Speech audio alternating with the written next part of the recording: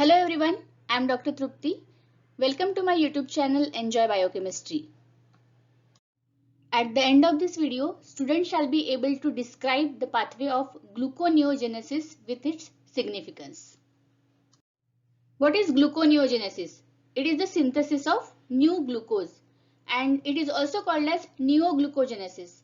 So, when synthesis of new glucose takes place from non-carbohydrate precursors, it is called as gluconeogenesis. What are those non-carbohydrate precursors? Let's see. The first is pyruvate, lactate. Lactate is produced during anaerobic glycolysis in muscles and erythrocytes. Glucogenic amino acids, and specifically alanine, is a major contributor in gluconeogenesis. TCA cycle intermediates, they also play significant role in this process. The glycerol, which is formed during lipolysis in conditions of starvation, triacyl glycerol are broken down into fatty acid and glycerol. Fatty acids are oxidized and glycerol goes back to the liver and involved in the process of gluconeogenesis. Propionyl-CoA, which is the end product of odd chain fatty acid oxidation, it also undergoes gluconeogenesis through formation of succinyl-CoA. So the major contributors for gluconeogenesis are lactate, glucogenic amino acids, glycerol and propionyl-CoA. Gluconeogenesis is not a one single separate pathway.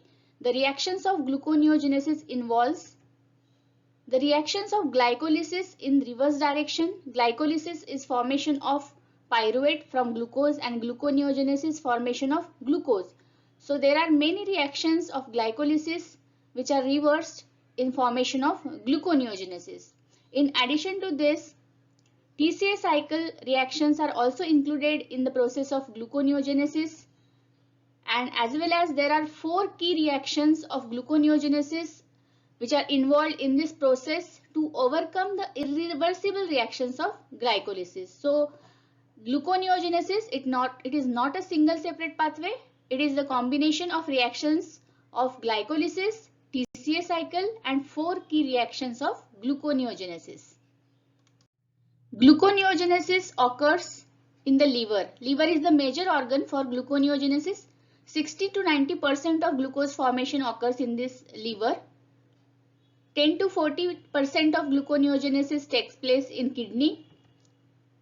And in the small intestine, during fasting, gluconeogenesis can occur, but it is still unclear.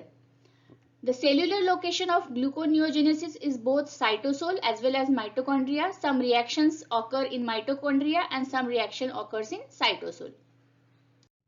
What is the biological significance of gluconeogenesis? Why this process is so important? And this is the process of starvation. This takes place in fasting and starvation.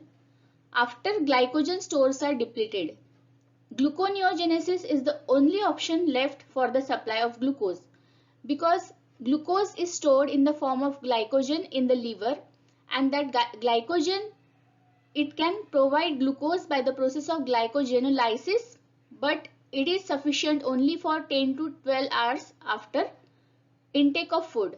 So after those glycogen stores are depleted, then gluconeogenesis is the only process by which our body can synthesize glucose. There are some organs which are exclusively dependent on glucose in all the conditions, well-fed, fasting and starvation. And these are brain, neurons, erythrocytes, islets, cornea, renal medulla and testes. So these organs require glucose as a source of energy. Gluconeogenesis is a pathway which clears metabolic products which are formed like lactate during anaerobic glycolysis, glycerol by lipolysis and propionyl-CoA by oxidation of odd chain fatty acids. In addition to this, glucose is important for maintaining the intermediates of TCA cycle, and that's how gluconeogenesis is significant. To understand the process of gluconeogenesis, one should first understand the process of glycolysis, and this video on glycolysis is available in the playlist of carbohydrate metabolism. Glycolysis is formation of pyruvate from glucose and it has 10 steps. Out of these 10 steps, step number 1, 3 and 10, these are the irreversible reactions. So which are those irreversible reactions of glycolysis? Let's see. The first reaction, that is phosphorylation of glucose to glucose 6-phosphate by the action of enzyme hexokinase or glucokinase. This is the first irreversible reaction. Then the third reaction of glycolysis, that is formation of fructose 1,6-bisphosphate from fructose 6-phosphate by the action of enzyme phosphofructokinase 1. This is the second irreversible reaction of glycolysis. Then through various intermediates, the 10th reaction, that is formation of pyruvate from phosphoenol pyruvate by the action of enzyme pyruvate kinase. This is the third reaction which is irreversible in the process of glycolysis. And because of this irreversible steps, pyruvate cannot be directly converted to glucose. Now what happens to this pyruvate later? Pyruvate enters mitochondria. It is converted to acetyl-CoA and this acetyl-CoA is oxidized through TCA cycle. Now as pyruvate cannot be directly converted back to glucose in the process of gluconeogenesis, it requires 4 key reactions which will circumvent these 3 important reactions of glycolysis which are irreversible. So now let's see what are those 4 key reactions of gluconeogenesis. The first key reaction of gluconeogenesis is carboxylation of pyruvate to oxaloacetate. So there is formation of oxaloacetate by the action of enzyme pyruvate carboxylase. This is the first key reaction. Then this oxaloacetate cannot cross mitochondrial membrane and it cannot enter the cytosol because rest of the reactions of gluconeogenesis occurs in cytosol. So that's why oxaloacetate has to be transported in the cytosol. And that's why oxaloacetate is converted to malate. Now malate can cross this mitochondrial membrane. So it comes in the cytosol and again converted back to oxaloacetate by action of enzyme malate dehydrogenase. Now this oxaloacetate is converted to phosphoenol pyruvate by the action of enzyme phosphoenol pyruvate carboxykinase, and that's how the 10th reaction of glycolysis, that is conversion of phosphoenol pyruvate to pyruvate, now it is circumvented. Now from the pyruvate we can form phosphoenol pyruvate through these 2 important reactions. First, carboxylation of pyruvate to oxaloacetate, and then from oxaloacetate there is formation of phosphoenol pyruvate. Now phosphoenol pyruvate is converted through various intermediate in fructose 1,6-bisphosphate. Now directly fructose 1,6-bisphosphate cannot be converted back to fructose 6-phosphate as it is an irreversible reaction. So here comes the third key reaction of gluconeogenesis, and this takes place with the help of enzyme fructose 1,6-bisphosphatase, and that's how there is formation of fructose 6-phosphate. Then formation of glucose 6-phosphate from fructose 6-phosphate, it is a reversible reaction.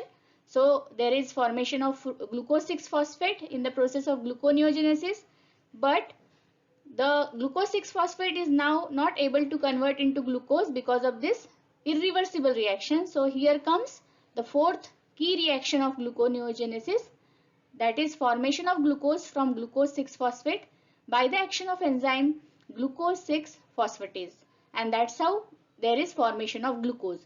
So the gluconeogenesis requires these 4 key reactions along with the reversible steps of glycolysis and various intermediates of TCA cycle. The first key reaction of gluconeogenesis is carboxylation of pyruvate to oxaloacetate. This is the carboxylation reaction, and that's why pyruvate carboxylase is catalyzing this reaction, and this carboxylation reactions require ABC, that is ATP, biotin and carbon dioxide, and acetyl-CoA is the allosteric activator of this pyruvate carboxylase. So acetyl-CoA, it will activate this enzyme pyruvate carboxylase, and that's why there is formation of oxaloacetate from pyruvate takes place. Second step is formation of phosphoenol pyruvate from oxaloacetate, and this occurs in the cytosol, and this reaction requires enzyme phosphoenol pyruvate carboxykinase and there is release of carbon dioxide. The first reaction involving pyruvate carboxylase, this requires carbon dioxide, but in this process that carbon dioxide is released, and this step also requires energy in the form of GTP, and that's how now we get phosphoenol pyruvate from oxaloacetate. In the third key reaction, we get fructose 6-phosphate by the action of enzyme fructose 1,6-bisphosphatase. Here, with the help of water molecule, one phosphate group is removed from fructose 1,6-bisphosphate and we get fructose 6-phosphate. In the fourth reaction also, there is hydrolysis and removal of one phosphate group from glucose 6-phosphate by the action of enzyme glucose 6-phosphatase and we get glucose. Gluconeogenesis is the energy requiring process. It requires energy in the form of ATP, and ATP or energy is required in three important steps. That is, first is formation of oxaloacetate from pyruvate, 1 ATP is required. Then for conversion of oxaloacetate to phosphoenol pyruvate, 1 GTP is required, and the intermediate of this gluconeogenesis, that is formation of 1,3-bisphosphoglycerate from 3-phosphoglycerate, 1 ATP is required. So first ATP is required in the first reaction, GTP is required in the second reaction, and again 1 molecule of ATP is required for conversion of 3-phosphoglycerate to 1,3-bisphosphoglycerate, and this is the intermediates of this process of both glycolysis and gluconeogenesis. So that's how for conversion of pyruvate to 1,3-bisphosphoglycerate it requires 3 ATP molecule, but to synthesize 1 glucose molecule there is need of 2 pyruvate, and that's why from 2 pyruvate molecule 1 glucose molecule is formed, and in total 6 ATP molecules are required. That's why gluconeogenesis is considered as energy consumption process. Now let's see how glucose is formed from lactate, and this cycle is called as Cori's cycle. Because contracting muscles, they have lack of oxygen, and that's why in the contracting muscles there is formation of pyruvate from glucose, and which is further reduced to lactate, and this lactate can be reconverted to glucose in the liver by gluconeogenesis. This lactate is formed by glycolysis in the skeletal muscle as well as in the erythrocyte, and it is transported to the liver and also kidney where it reforms glucose, and from this lactate in the liver there is formation of pyruvate and then glucose by the process of gluconeogenesis, and that's how this glucose again becomes available via the circulation for reoxidation in the tissues, and this process is known as Cori's cycle. So this Cori's cycle, and it has a significance because from the lactate glucose can be synthesized through gluconeogenesis with the help of this Cori's cycle. Now how this lactate is converted to pyruvate? This is reversible reaction involving enzyme lactate dehydrogenase, and for formation of pyruvate from lactate NAD is reduced to NADH. Synthesis of glucose also occurs from glucogenic or glycogenic amino acids. What are these glycogenic amino acids? These are the amino acids whose carbon skeleton is degraded to pyruvate or one of the intermediates of TCA cycle like alpha ketoglutarate, succinyl-CoA, fumarate or oxaloacetate. So let's see which are those amino acids. Glycine, alanine, cysteine, serine, threonine and tryptophan. So from these amino acids pyruvate is formed. Glutamate, arginine, histidine and proline. These are the glucogenic amino acid whose carbon skeleton is used for the formation of alpha ketoglutarate. Valine, isoleucine, methionine, they are gluconeogenic by formation of succinyl-CoA. Fumarate can be formed from phenylalanine and tyrosine, and oxaloacetate is derived from aspartic acid. And the amino acids like tryptophan, isoleucine, phenylalanine and tyrosine, these are both glycogenic as well as ketogenic. Rest other amino acids are glycogenic except leucine. Leucine is the amino acid which is exclusively ketogenic. So that's how from these glucogenic amino acids by formation of various intermediates of TCA cycle, gluconeogenesis can occur. What is the role of glucose-alanine cycle in gluconeogenesis? It is also called as Cahill's cycle. It involves muscle and liver, and in this process, in the muscle during starvation, there is a formation of pyruvate, and from pyruvate it is transaminated in the form of alanine. Pyruvate is transaminated to alanine, and with the help of this cycle carries amino group to the liver in the form of alanine. Alanine is the substrate for gluconeogenesis during starvation. So the amino acid increased in blood during starvation is alanine, and this alanine then again transaminated to pyruvate in liver, and from this pyruvate glucose is formed by the process of gluconeogenesis, which can be further utilized. So this is the glucose-alanine cycle, and it has significant role in gluconeogenesis. How glycerol is involved in the process of gluconeogenesis? Glycerol is formed by the process of lipolysis in the adipose tissue, because fatty acids are stored in the form of triacylglycerol in the adipose tissue, and during starvation there is lipolysis which results in formation of glycerol and fatty acids. Now this glycerol goes to the liver and it is converted into glycerol 3-phosphate by the action of enzyme glycerol kinase. ATP is utilized in this process. Next, this glycerol 3-phosphate is converted to dihydroxyacetone phosphate by the action of enzyme glycerol 3-phosphate dehydrogenase. This dihydroxyacetone phosphate is the intermediate of glycolysis, and the formation of glyceraldehyde 3-phosphate from this dihydroxyacetone phosphate, this is the reversible reaction, and then there is formation of fructose 1,6-bisphosphate, and by the action of enzyme fructose 1,6-bisphosphatase, fructose 6-phosphate is formed, and then by the action of enzyme glucose 6-phosphatase, glucose is formed from glucose 6-phosphate, and that's how this glycerol plays a role in gluconeogenesis by getting converted in the intermediate of glycolysis, that is dihydroxyacetone phosphate, and this is the component of lipid or triacylglycerol which is involved in the formation of gluconeogenesis, because as such fatty acid cannot be converted to glucose. We cannot form glucose from the fatty acid, but this is the component of fatty acid, means triacylglycerol. This glycerol part can be involved in the process of gluconeogenesis. How glucose is formed from this propionyl CoA? What is this propionyl CoA?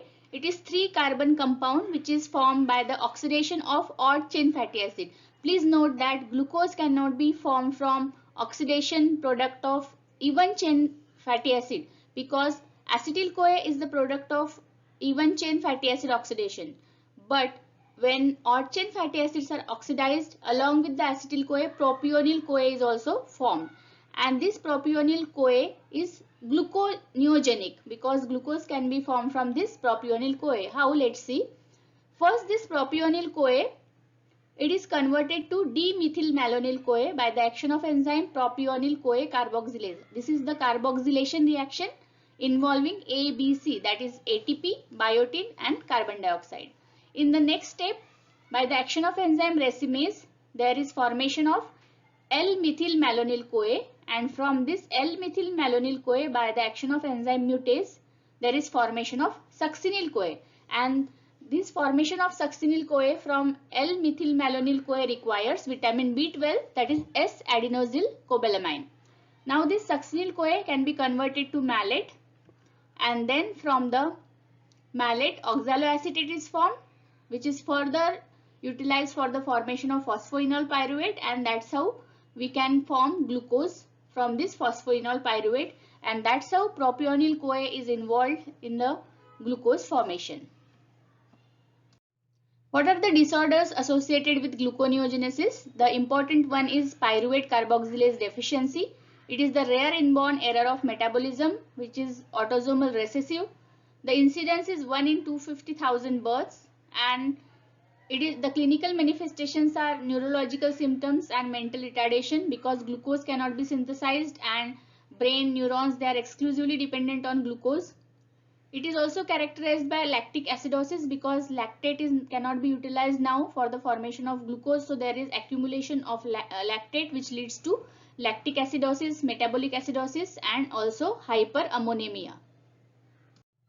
Process of gluconeogenesis is also hampered when ethanol is consumed in excess amount. So ethanol poisoning or toxicity or alcohol consumption is associated with hypoglycemia because this gluconeogenesis is hampered in this alcohol intoxication process because the ethanol is converted to acetaldehyde by the action of enzyme alcohol dehydrogenase, and in this process NAD is reduced to NADH, so there is increased concentration of NADH. In the second step, acetaldehyde is converted to acetate by the action of enzyme aldehyde dehydrogenase. In this process also NAD is reduced to NADH, so there is increased ratio of NADH to NAD. So there is increase in NADH to NAD ratio, and that's why the pyruvate is converted to lactate because of more NADH concentration. This formation of lactate from pyruvate is favored. Likewise, the formation of malate from oxaloacetate is also favored due to increased concentration of NADH, and that's why the level of pyruvate and oxaloacetate which are required for the process of gluconeogenesis, they are decreased in case of ethanol poisoning or alcohol consumption, and that's why there is decreased gluconeogenesis, and that's why alcohol consumption is associated with hypoglycemia. In this video, we have studied gluconeogenesis in detail along with its energy consumption, various key reactions, and how glucose is synthesized from various non-carbohydrate precursors like lactate, propionyl-CoA, glycerol, and glucogenic amino acid. In the next video, we will see how this process of gluconeogenesis is regulated.